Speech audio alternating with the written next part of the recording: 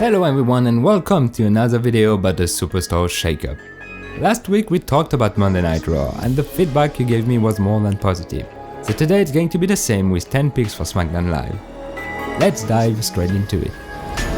And my first pick is going to be Bray Wyatt. So it's been a very long time now since we've seen Bray on live television. And even if his return seems to be imminent, he might not be back in time for the biggest show of the year. If so, the Superstar Shakeup will be a great opportunity then. Just before he went missing, Bray's position in the main roster wasn't superb.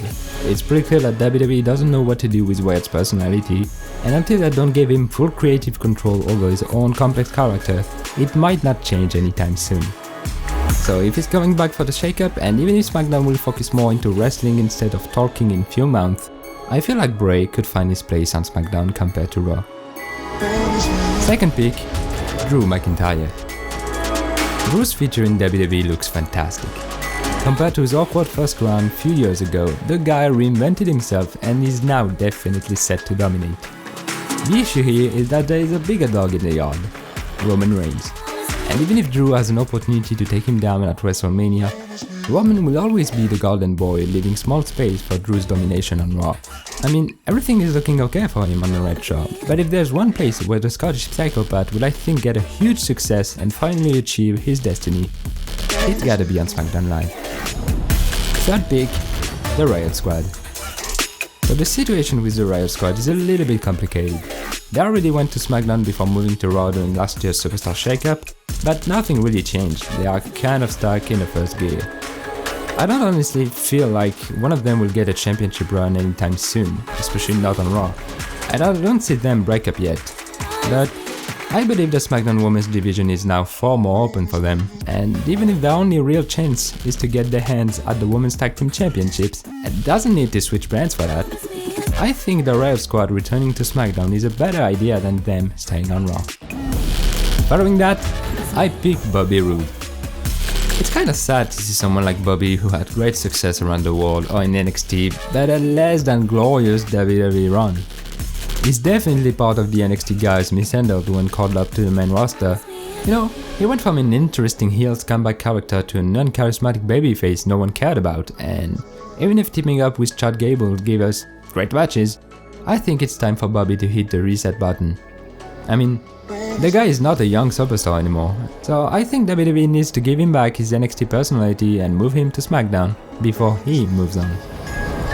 Next pick, Finn Bálor.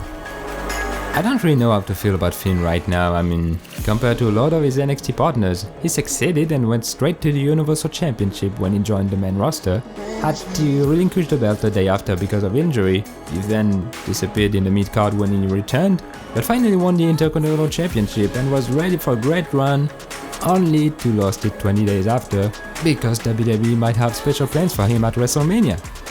So, it's kind of a roller coaster at the moment, and I think moving him to SmackDown will be the next move, which doesn't sound like a bad idea. And the next one is Intercontinental Champion Bobby Lashley. Of course, because I predicted that the US Championship will move to Raw, the IC title obviously has to switch brands now. Still, WWE could do something like they did last year with Jinder Mahal moving to Raw with the US Championship before immediately losing it to Jeff Hardy, who then returned the title to SmackDown a night after. But I don't think it's going to be the case this time, and because he's the current champion and might retain the Intercontinental title until the Superstar Shakeup, I picked Bobby Lashley to be drafted to SmackDown. Following that, the Revival. So if you're the kind of person who follows rumors and stuff like that, I think it will be no secrets for you if I say that the Revival might be close to leaving WWE. Because of that, by the way, which is ironic, WWE made them won the Raw Tag Team Championships to keep them close. However, I don't think this situation will last. They already lost few matches since they are champions, and might lose the titles at WrestleMania. After that, there's I believe two possibilities. Either the Revival slowly dies on Raw and maybe leave, making WWE lost one of the greatest teams in the world, or they move them to a place where teams like the New Day or the Usos resign. And I named SmackDown Live. Next pick, Johnny Gargano. Johnny recently moved to Raw and apparently WWE had great plans for him and Tommaso Ciampa as a team, which was a little bit weird when you look at their history together on NXT, but it could have been interesting nonetheless. Problem? Tommaso got injured and is going to be absent for pretty long. Since then, we haven't really seen Johnny on Raw or SmackDown, and if he doesn't win the vacant NXT Championship at NXT TakeOver New York, a guy like Johnny Gargano, who's a master at in-ring storytelling, could find his place on the blue brand. Now, pick number 9, Alexa Bliss. I hesitated a lot about this one, but doesn't matter if she's drafted or not, Alexa always delivers anyway. When she debuted on SmackDown, she literally took over the division and became a 2-time SmackDown Women's Champion. When she went to Raw, boom, 3 times Raw Women's Champion. It's pretty clear that she had a huge influence on the women's revolution. She's even going to host WrestleMania this year, so prove that WWE has full confidence in Alexa. But if women like Ronda Rousey, Becky Lynch or even Charlotte Flair stays on Raw, I feel like moving Alexa Bliss to SmackDown is definitely the thing to do. And the last pick for SmackDown, Seth Rollins. So because I predicted AJ Styles going to Raw, SmackDown needs someone as talented as the Phenomenal One. There's guys like Finn Bálor or Drew McIntyre who are pretty serious candidates for that spot, but none of them are Seth Rollins. And to be honest, I sincerely hope I'm wrong with this one, because Rollins to SmackDown will basically mean that Brock Lesnar retains the Universal Championship at WrestleMania, which is unfortunately my prediction for now. I hope the following weeks are going to help me change my mind. So yeah, it might be a bold prediction to draft Seth Rollins to SmackDown, but that will be a decision that shakes things up.